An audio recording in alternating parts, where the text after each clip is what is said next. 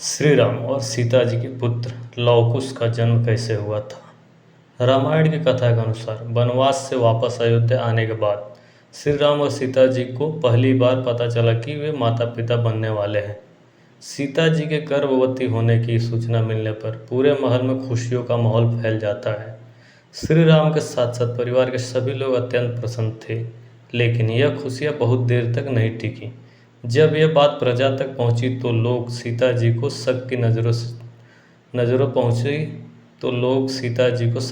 से देखने लगे। जल्दी ही यह बात सबको पता चल गई कि सीता जी ने अपने पति से दूर लंका में रहकर आई हैं, और यह सब जानते हुए भी श्री राम ने उन्हें अपना लिया। लंबे समय तक रावण की लंका में रहने के बावजूद भी सीता जी अयोध्या के महल में सुखी थीं, और यह बात वहाँ की स्त्रियों को चुभने लगी। अयोध्या की सभी पत्नियां राम का उदाहरण देकर अपने पति का विरोध करने लगी। जब यह बात श्री राम तक पहुंची तो सीता जी ने स्वयं अयोध्या छोड़कर चले जाने का फैसला कर लिया। स्वयं लक्ष्मण उन्हें जंगल तक छोड़कर आए, जहां महर्षि वाल्मीकि उन्हें आकर ले गए।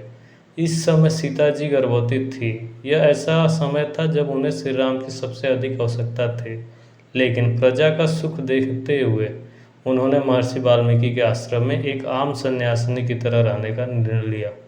महर्षि वाल्मीकि ने सीता जी को अयोध्या के सभी पत्ते भुलाकर एक सामान्य जीवन व्यतीत करने की सलाह दी। कुछ महीने गुजरने के बाद आखिर वह समय भी आ गया जब सीता जी एक संतान को जन्म देने वाली थी। इस बीच न अयोध्या के साथ किसी प्रकार का कोई संपर्क साधने का प्रयास किया और न ही वहाँ से वाल्मीकि आश्रम में कोई संदेश आया।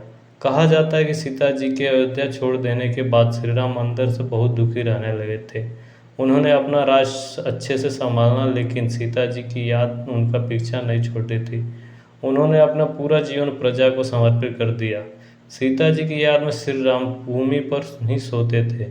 कुछ दिन बीतने के बाद वाल्मीकि आश्रम में नन्हे बच्चे की किलकारी गूंज उठे। सीता जी ने एक सुंदर बालक को जन्म दिया। जिस पुत्र को सीता जी ने जन्म दिया उसका नाम लव रखा गया। लव के जन्म के बाद सीता जी का अधिकतम समय उनके लालन पालन में गुजर जाता था। एक दिन सीता जी कुछ आवश्यक लकड़ियाँ लाने के लिए आश्रम के पास स्थित जंगल जा रही थे, लेकिन उन्हें यह चिंता थी कि वो लव को कैसे साथ लेकर जाए। निकलते हुए उन्होंने वाल्मीकि जी से लव का ध्यान रखने को कहा। सिर हिलाते हुए जवाब में हाँ कर महर्षि वाल्मीकि जी ने लव को उनके पास रखने को कह दिया। लेकिन जैसे ही सीता जी कुछ आगे बढ़ी तो उन्होंने देखा कि वाल्मीकि जी तो अपने कार्य में इतने व्यस्त है कि वो लव की ओर देख भी नहीं रहे हैं। सीता जी ने लव को साथ ही ले जाने का निर्णय लिया, लेकिन जब उन्होंने लव को उठाया तो महर्षि वाल्मीकि ने यह दृश्य नहीं देखा। कुछ देर बाद जब महर्षि वाल्मीकि ने इधर उधर देखा तो उन्हें लव दिखाई नहीं दिया, और उन्हें यह भय हुआ कि लव कहीं चला गया होगा या किसी जानवर का शिकार हो गया। महर्षि वाल्मीकि चिंतित हो गए। महर्षि वाल्मीकि सोचने लगे कि अब ये सीता जी को क्या जवाब देंगे। इसी डर के कारण वाल्मीकि जी ने पास में पड़े कुश मतलब घास को लिया और कुछ मंत्र पढ़ने के बाद एक नया लव बना दिया। वह लव हूबहू पहले जैसे लव की तरह ही दिखता था। उन्होंने सोचा कि सीता जी के वापस लौटने पर वे उन्हें यही लव सौंप देंगे और कुछ नहीं बताएंगे।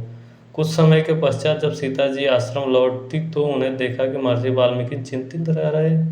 उनके पास लौ को पहले से ही देखकर वे हैरान थे। पूछने पर मालूम हुआ कि सीता जी लौ को अपने साथ ही ले गई थी, लेकिन नए लौ को देखने के बाद सीता जी अत्यंत प्रसन्न हुई। कुश से जन्म हुए होने के बावजूद से उन्हें नन्हे शिशु का नाम कुश रखा गया, और वह श्री राम और सीता जी की दूसरी संतान के रूप में जाना गया। वीडियो अच्छी लगी हो तो लाइक, शेयर और ऐसे ही वीडियो को देखने के लिए हमारे चैनल को सब्सक्राइब जरूर करें। धन्यवाद।